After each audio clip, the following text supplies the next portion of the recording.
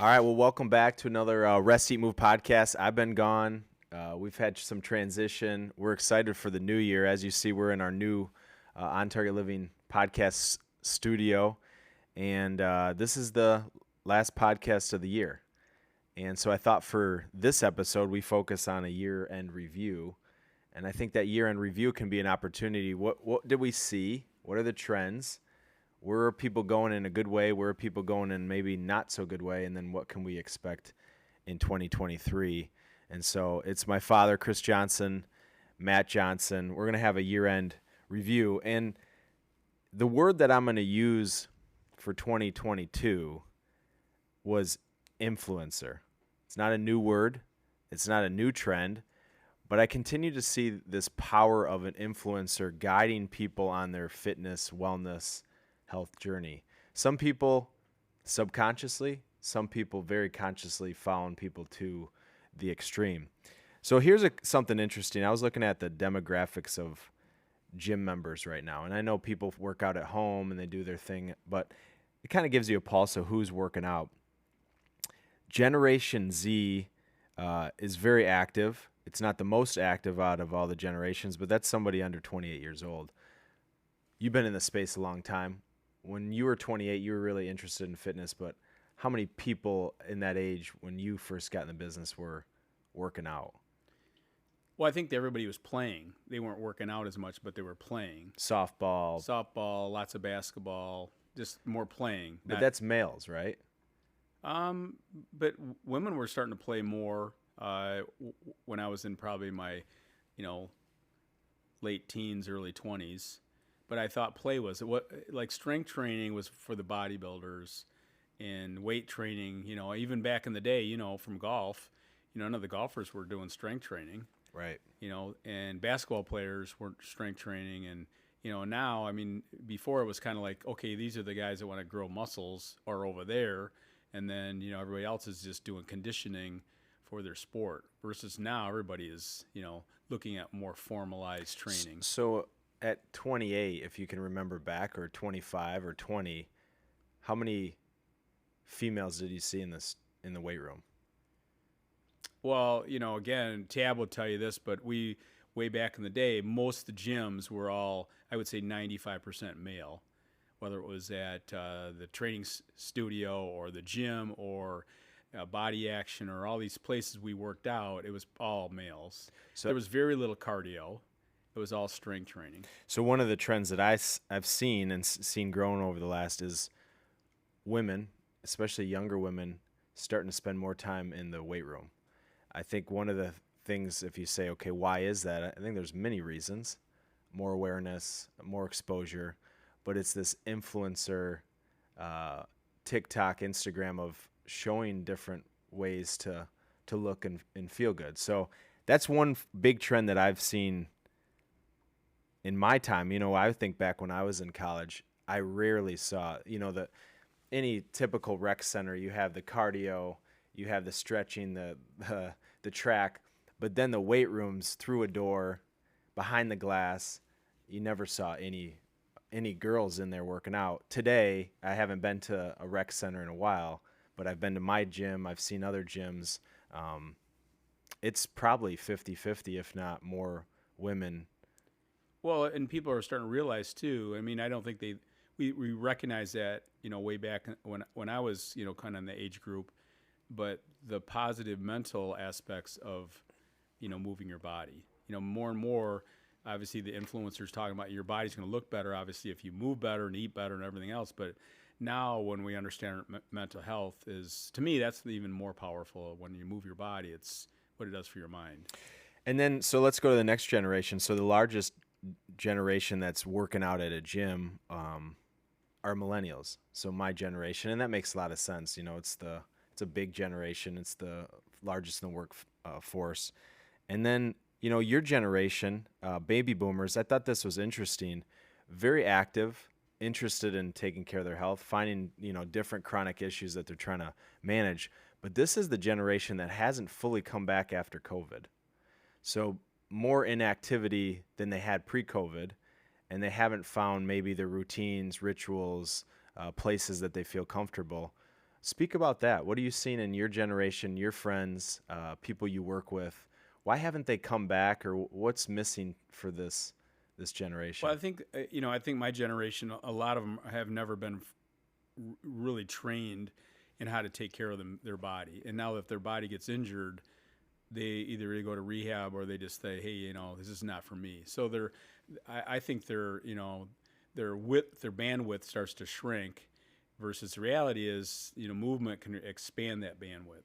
And so I think more and more that, what I've done training and talking to people, and if even my contemporaries, they're getting injured more, but they don't know how to avoid that or how to come back from that. And so when they do get injured, or they don't feel right, they just decide, hey, this is, the yin part of my life. And reality is we are in the yin part of our life, but we also understand I still want to play. And so a big part of me playing is I want to do things that like expand my bandwidth. So yin and yang. So you're in the yin. What's the yang, and why do people not want to give that up, or why don't they focus on that second Well, I half? think, the whole thing, we're going to talk more about this is into the new year, but I think people have to understand the seasons of their life. And so when you're not understanding that and you're trying to train the same way you did when you're 20, you're going to have a problem.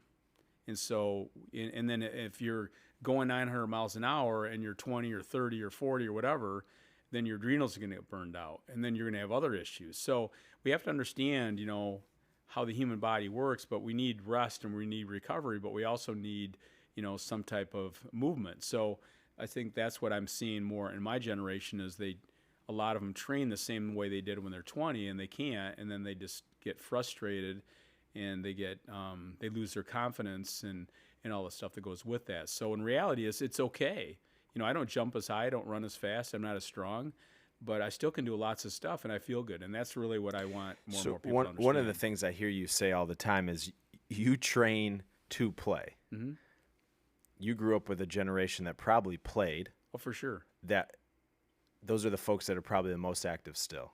Well, you still see this in professional sports. They got to play to get in shape. I'm like, well, no, you need to train to get in shape so you can play.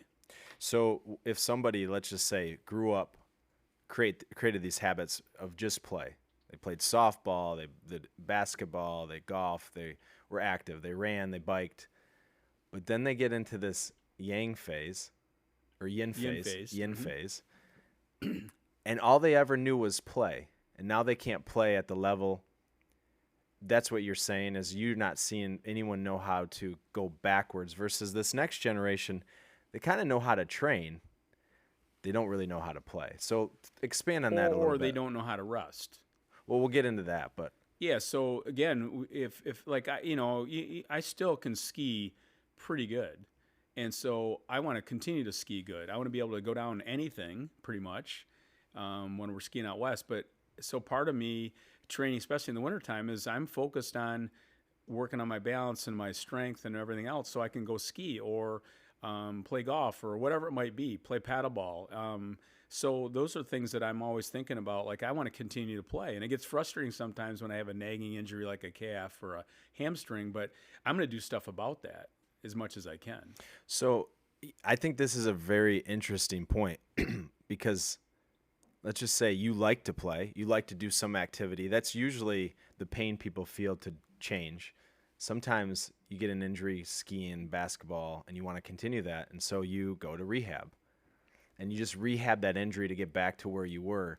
What you're really saying here is your mindset is, I actually have to push myself a little bit beyond the scope of where I'm at so that I can do this activity in the future. Because if you just get back to where you were, you're going to continue to get worse and worse, or your box shrinks. Well, and it's okay. Like, I've talked to many of my friends, it's okay to step back and recover, but you got to look at your training. Is your training really, do you have enough yin in your training? And a lot of them don't. They train the same way that they did when they were younger. And there's not, you can do a lot of stuff when you're 20 and recover pretty fast. You can't recover as fast as you get older. And so, but you develop those habits in your 30s correct. or 20s, and so it's not hard so much. It's mentally. They just can't go back. I'm like, yeah, I'm probably used to be able to squat 500 pounds. Well, I'm not squatting 500 pounds anymore, and I'm good with that. So I think as time goes on, people are either exercising still overtraining or they're undertraining, and we need to kind of bring that balance back. But yeah, I'm a big fan of playing because one of the things you're seeing right now, you know this at the Michigan Athletic Club or around the world. You know, Rick Norris is in Naples, and wherever you go around the world, you know, pickleball is just blown up. Well, why is that? It's because it's easy to learn, but it's play, and when adults play, and as you know, the mind disappears. And so we need to understand, like I look at sometimes when I go out play pickleball, nobody warms up, nobody stretches. And the next thing you know, they start losing their mobility, flexibility. So even if it's pickleball, you know, I'm encouraging people to train to play. That's an interesting sport because I've been beat by people that I don't think can barely walk on the court, and then they drum me. So it's, I'm with But you. you could even be better if you could move. So yeah, I think play is a big deal, and I think more and more at your generation are going to start understanding training to play better. So yeah, I think a couple words that you're thinking about in the new year. I hear balance, yin and yang, and then play, and we'll get into that more. But one last piece. So if I said influencer was kind of the trend I saw and continue to see, I want you to kind of go back. I'm 36, but from 36 to 20. You didn't have social media. You didn't have the internet. Where did you get your influence from to strength train, to work on your posture, to work on your health? What influence did you have? Where did you get the influence that now you can pick up a phone and you can get influenced by 100 different people? I think there's some good and bad about that, but I think a lot of it, and Tab will tell you this, and you know, a lot of people that we were really fortunate to be involved with a lot of different things. I worked for a private practice doctor for 2 years, and I saw COPD. I had a heart replacement, diabetes. I mean, you name the injury, you name the disease, I saw it. I worked in the hospital, did stress testing for a year and a half. You know, I understood, you know, EKGs and, you know, respiratory quotients and all that kind of stuff. And so you just, and then we went to the MAC, and we had a training ground of all these different trainers, and everybody was very curious. I think curiosity is a big deal. And I think everybody kind of put their ego at the door, and we started learning as a group. But did you read magazines? Did you watch TV? Sure. Was it Arnold Schwarzenegger and his movies? You learn things along the line, but you know, you experimented a lot, and a lot of it. I look at the influencers today. You know, they've been doing this for a year. We've been doing this for 40 years, or 45 years, or 50 years. I mean, 65. Been lifting weights since I was 11. So you start learning along the way, and then you start getting different people and talking to them. So yeah, it was conferences, it was other trainers. A little slower learning, though? Much slower learning, a lot more practical learning, a lot of experiential learning. Because it's not, as you know, Dr. Phil always talks about this. It's not the pudding. It's you eating the pudding and what's the pudding taste like. So when you start experimenting, try it this way. Try it this way. You know, how's this working? And that's kind of how we started learning. I mean, when I was in bodybuilding way back in the day, you know, I didn't know how to eat. I just knew how to. But where did you get that information? Where would you have began then? I know where you could do it now. Well, you learn from other people that did it, but then you realize very quickly that what they were telling you was really not healthy. Or you couldn't sustain it yourself. You couldn't sustain it. So then I started questioning, back to the questioning, like, hey, why would I want to do that? Why would I want to give up my health to get up on stage and look good? But it wasn't as confusing as it could be now because it's slower. Oh. It's a little less information, right? So less confusing. You had to work a little harder. You had to put energy in to go find that. Yeah, and we really, again, I think when you surround yourself with a bunch of really good people that are curious, it's like if you looked at Silicon Valley. I mean, how does that happen? You get people that start questioning, have a passion for it, and then you start getting some good stuff comes out, and now you have a way to systematically. That's how our training program blew up at the MAC.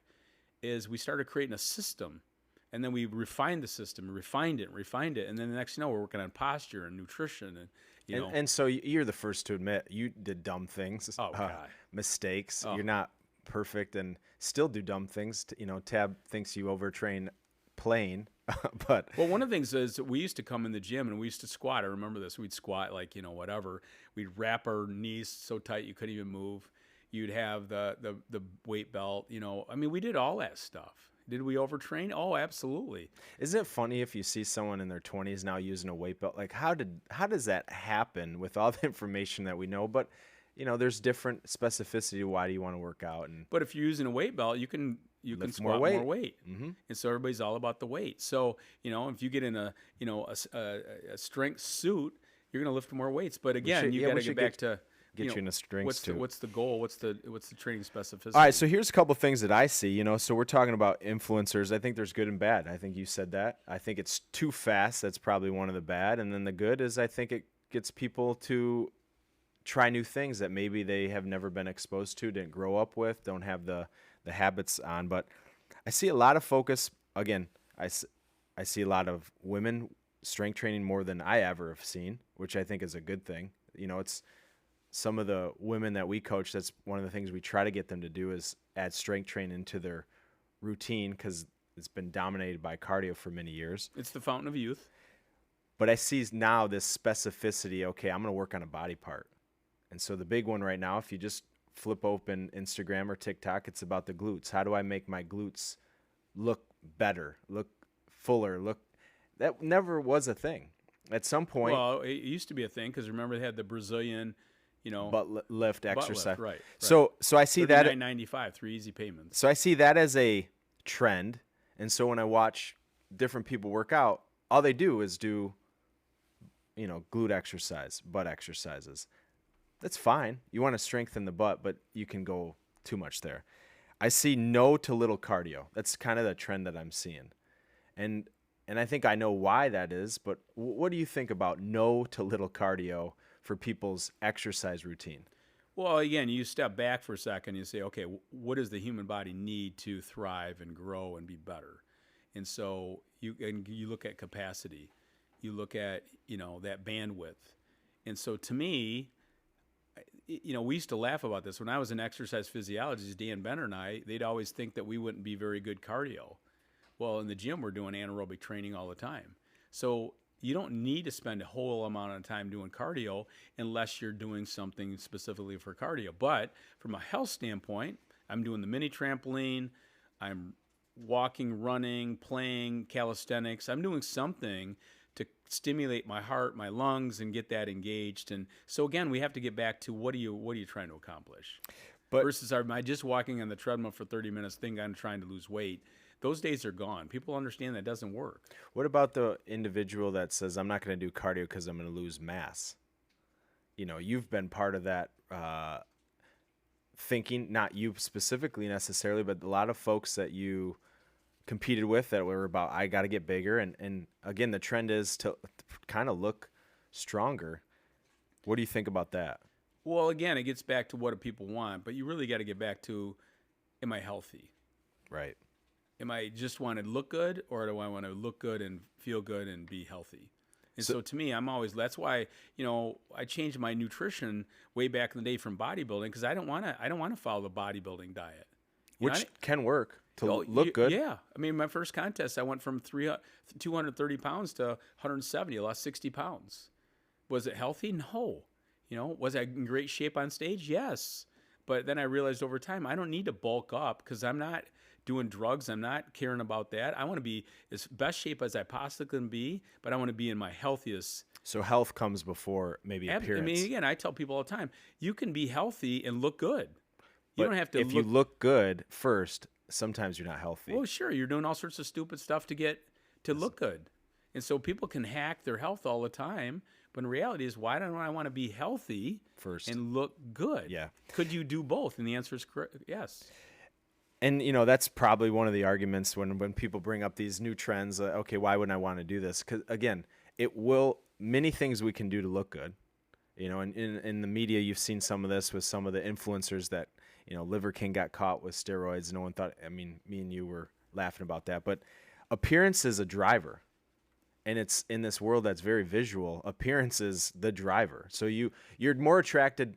And we saw this in some of the things, not saying that you're attractive in a cutoff, but we get more people to watch a video when you have a cutoff T-shirt on than if you have top or whatever, a tank top than if you have a sweatshirt on. Because it shows this appearance, this thing that is very attracting attention grabbing. So appearance versus health is a dilemma, but you can look good and feel good. Well, I think the viewers, listeners, one thing we want to talk about at the beginning of the year is beliefs. Because if your beliefs are so locked up, you're not going to be curious. You're not going to ask questions. Like if you believe Liver King that he's all natural, people are going to try to do exactly what he's doing. When reality is it's not real, right?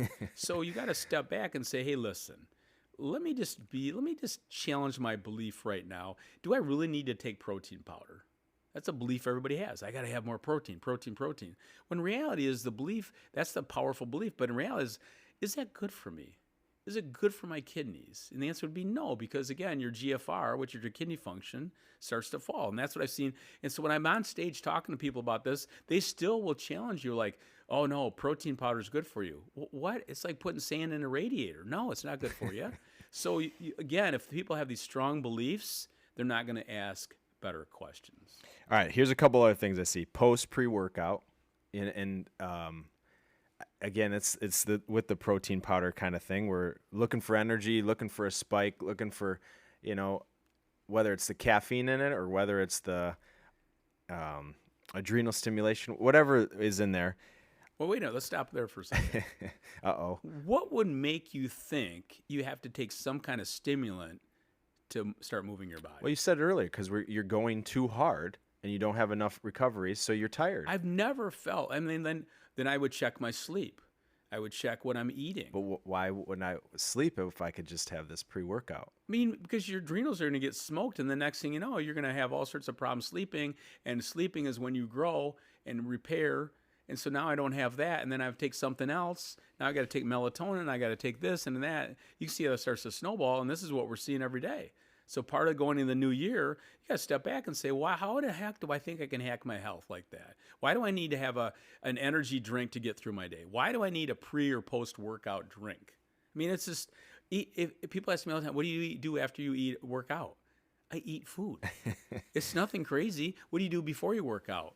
Well, I'm doing either my wheatgrass or something like that, or if energy's not great, I might do a half an orange and a couple nuts. I'm not putting some kind of colored drink in my body before I'm going to work out that stimulates my adrenal glands, because you're going to stimulate your adrenal glands when you work out.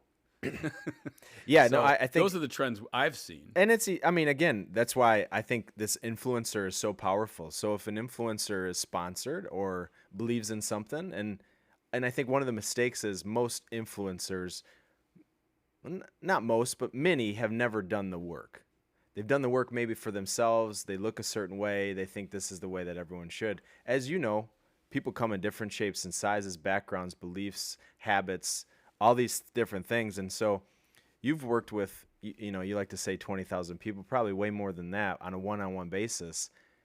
What you have to understand is sometimes this information is too good to be true, and then it spreads like wildfire, because sleep is a lot harder.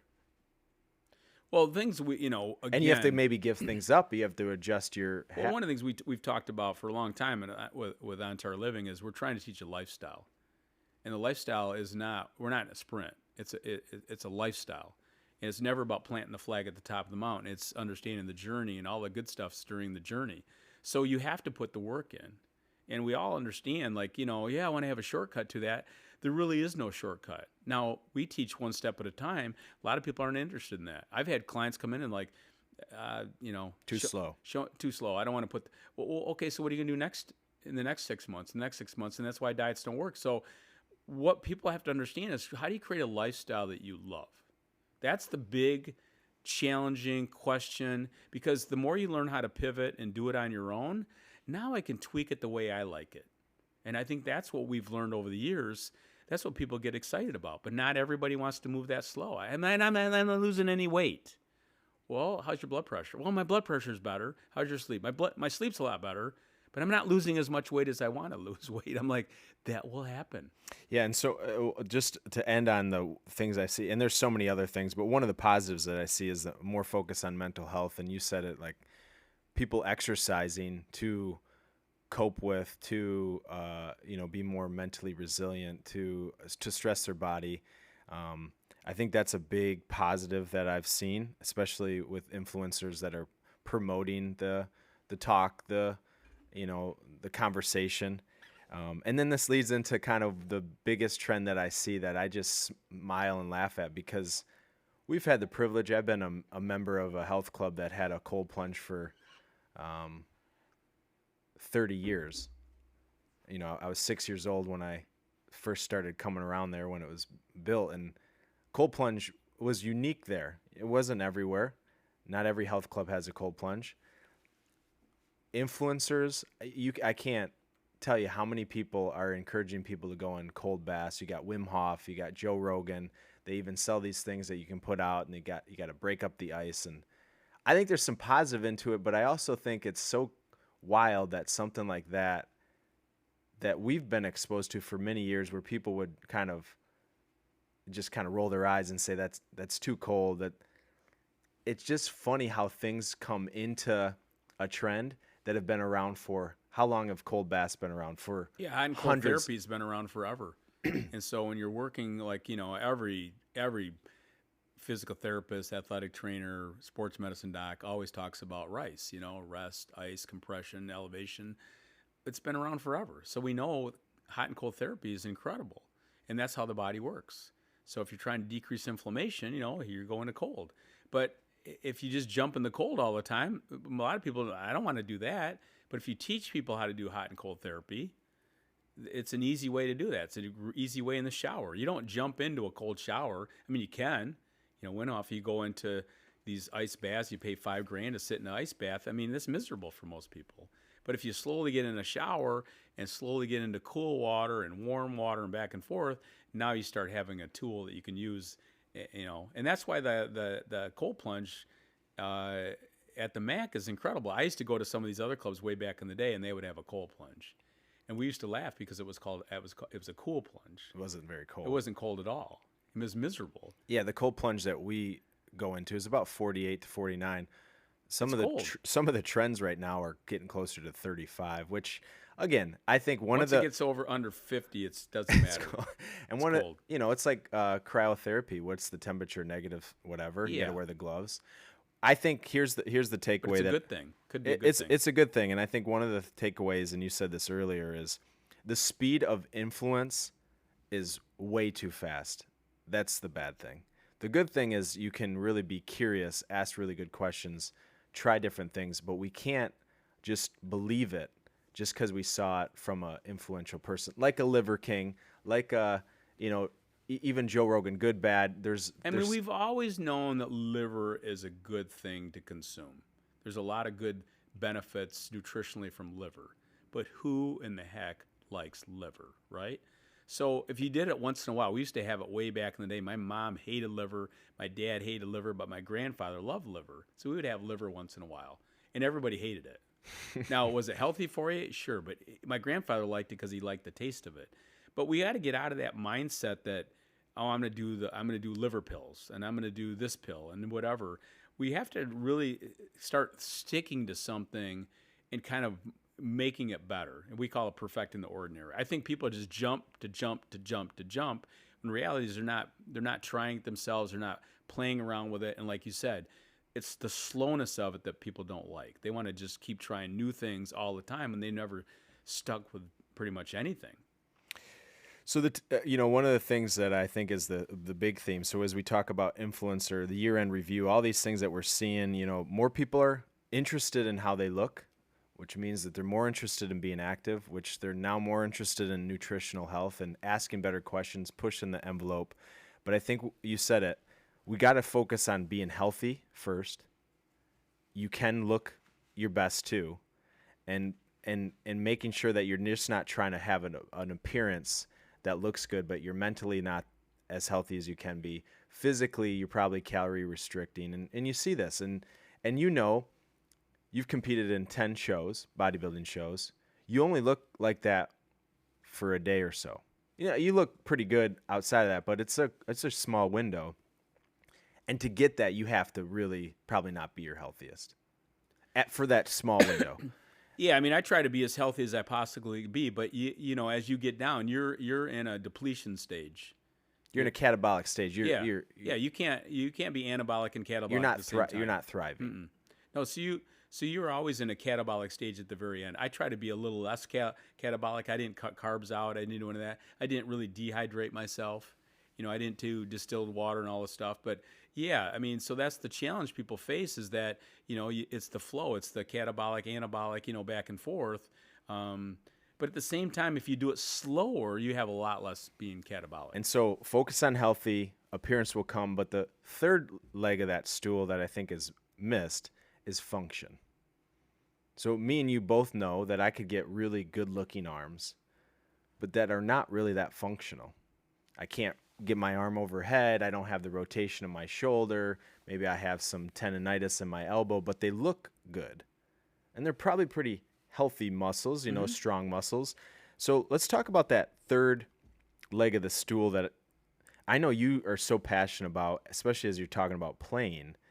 But what about function? Do you see that as big of a focus as it should be in people's routines? No, because function, Walt Reynolds would always talk about form follows function.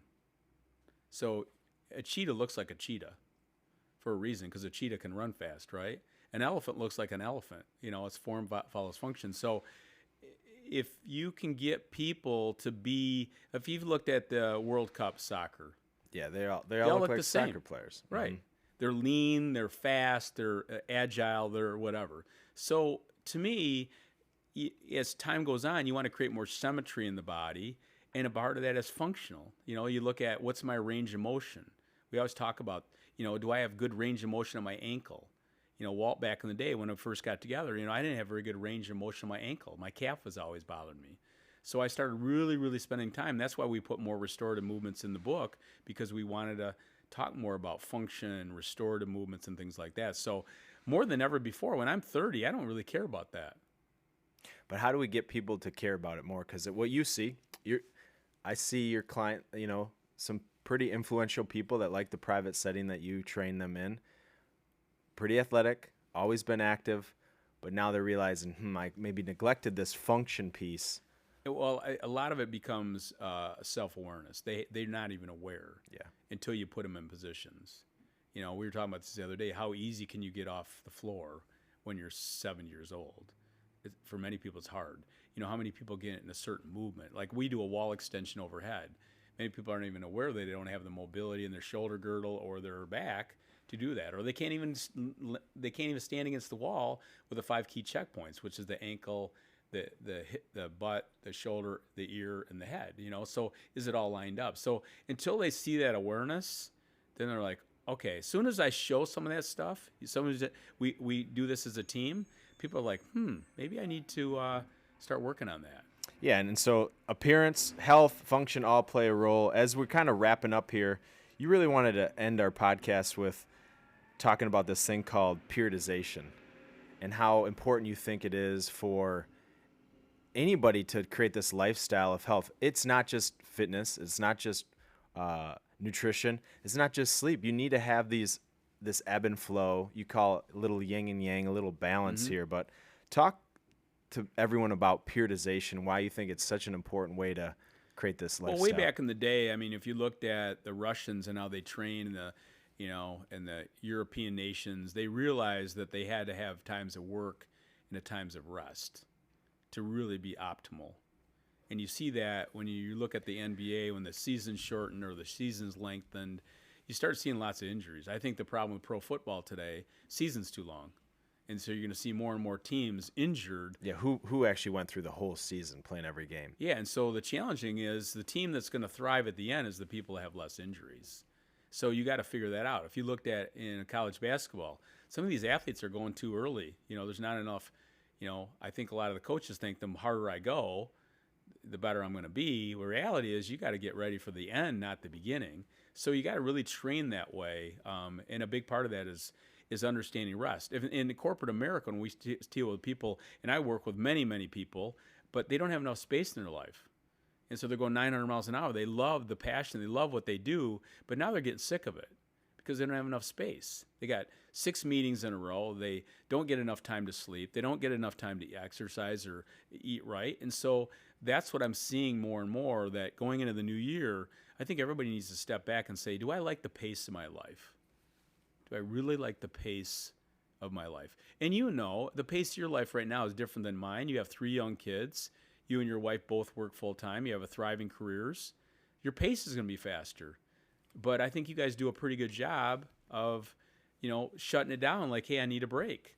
And I think people need to step back and say, hey, do I like the pace of my life? I was doing an event a couple weeks ago to these CFOs around the world. And I asked them at the very end, if you looked at your calendar tomorrow and you didn't have nothing scheduled in the morning, how would you feel? And they all started laughing. Number one, they can't do it. They think they can't do it. And number two, they would feel amazing. They think they can't do it. They think they can do it, but they think. And many of them have emailed me back and said, you know what? When you said, you came right out the very beginning, you said, today we're going to talk about intentional rest. It hit them like a ton of bricks. Like, they're never, ever been intentional about rest and recovery and flow. And that's what we talk about periodization. When you're working out, and that's why what we do, I do a 3-day split because it allows me to recover. And I've been doing it my whole life. I like it. It's a way to recover. But I think people need to look at that. Do they have enough space in their life? Are they training? Do they train as hard as they rest? And I like to always tell that to my clients. A lot of people... Or do they rest as hard as they train? And they rest as hard as they train. Or a lot of people are resting too much and not training enough. But a lot of people are overtraining, and so they're not getting enough rest. So if you're going to train hard, you need to rest hard. Yeah, I think that's a good point. So if you look at the 2023, we're coming into the new year. We got our 21-day challenge that we're going to be launching here. That it's a big, part of our community. It's a good time where people are refocused. But if you're going into 23, what does a periodization look like? Do you do it by quarter? Do you do it by month? Obviously in the summer months, maybe people want to have a little more fun and play. And so do you like people to think about their year? Yeah, I really like them to think about the year. So, for example, this time of year, there's not as much sunlight. You need to really be focused a little bit more on rest. Pay attention to your sleep. You don't need to get up at 4 o'clock and work out. But when the sun starts to change, circadian rhythm starts to change, it's a season of the year, then you train a little differently. So in the winter months, I'm going to really pay attention to my sleep and my rest and all that kind of stuff. And in the summer months, the spring's coming, the summer's coming. So we need to kind of listen to the body more. I don't think we listen to the body enough. Or pay attention to the surroundings. Like if it's darker outside, you're probably going to have lower energy. It's time for bed maybe differently. Go get more massages. Yeah, I mean in summertime if it's light out at 10:30 here. Right. I'm probably not going to be falling asleep as easily. Yeah, you're going to have different sleep cycles. So it's no different than your training. You're probably going to be outside a lot more in Michigan than, wherever you are in the country today. But I think we just need to listen to the body a little bit more, plan a little bit more recovery, look at your exercise. Do you like what you do? Do you like playing? Do you like like what you're eating? I think people need to look at that. If they hate their exercise routine, they're not going to do it. That's why I have a lot of my clients that say, how do you like this stretch? And they're like, man, it feels great. They're probably going to continue it. If I put them in a stretch that they can't stand, it hurts them, they're not going to repeat it. But if I can gently get them to where we need to go and they like what they're doing, they're going to repeat it. So it's no different than nutrition. We're going to do the 21-day challenge. It's going to be challenging. That's why we call it a challenge. But I think going into the new year, we really need to look at, the flow of your life, the flow of your movement, the flow of your lifestyle, and do you like what you're doing, and how do you slowly change that? And we have lots of resources for that. So to wrap up, it sounds like you're very passionate about the yin and yang as you're thinking about helping people, including yourself, and creating that balance. And I can't agree more that we're not playing like we should. And one of the reasons for some is that they don't train the right way to play. That's why I love pickleball. It's so fun, and that's why you're seeing it boom. I'd like to see the younger generation play more, unstructured. I'm not talking about high school kids, middle school kids that are too much structure and, they got practices and all these things. But as we go into the new year, I think one of the things that we provide is the free 21-day eat challenge. And we do that right after the new year as the holidays get past, because it's really a focused eating plan. And we do need focus. And that's what I love about periodization is, let's just say for the next 3 months or 30 days, whatever the time period, I'm going to be very focused on something. And then at that 30 days, either I'm going to try to peak for something, some type of measurement or something, or I'm going to pull it back. And I always like the thought of always training for something. Put it out there. What are you training for? Maybe it's you're going to do your first 5K. And there's always something to train for. Always something to train for. But you have to think differently. Not everyone's going to do some athletic feat. Like the other day, I was working with some of my clients, and we put some goals out there. And one of them is a diamond handstand. The other one is learning how to do 10 perfect push-ups. One is like they want to learn how to do a pull-up. I mean, these are really specific goals. Or it could be water skiing, or it could be not anything. even physical. It could be anything. Could be being happier at work. One of the guys I was working with, our number one goal is we're working on space in his calendar. That's what we're working on. We're not working on the breathing. We're not working on the sleeping. We're working on space in the calendar first. Yeah. So as we end the year, this is our last podcast for 2022. Can't believe it's over. I think there's a lot of positive things that I'm seeing. There's always going to be these crazy things, these trends, these things that will fade off and be something new. Yeah, and again, the last thing I'll mention here is there's so many good things going on. There's so many things to be grateful for, and I think sometimes we get caught up in what's wrong. We got to think about what's possible in that love and the gratitude and the kindness and all the stuff that we're going into the beginning of the new year. But I think the other big thing we really want to promote is that the magic's in you. And I think sometimes we forget that. The human body is incredible in its ability to heal and self-correct, and just keep asking more questions and use us as a resource because we want to help you any way we can. Well done. I think, what's possible is something we all have to strive for. And I think 23, my favorite number is 23. So 2023 is something that I'm looking forward to. I'm looking forward to stuffing my face and maybe not being as active the next couple days, and then the new year get back on the wagon with the 21-day challenge. So thank you for joining us. As always, look forward for some new things in 23, including our new studio, our workout Wednesdays, and we got a superstar in Rashawn to really provide some content that can keep you going. So until next time, have a great holiday season. We'll see you in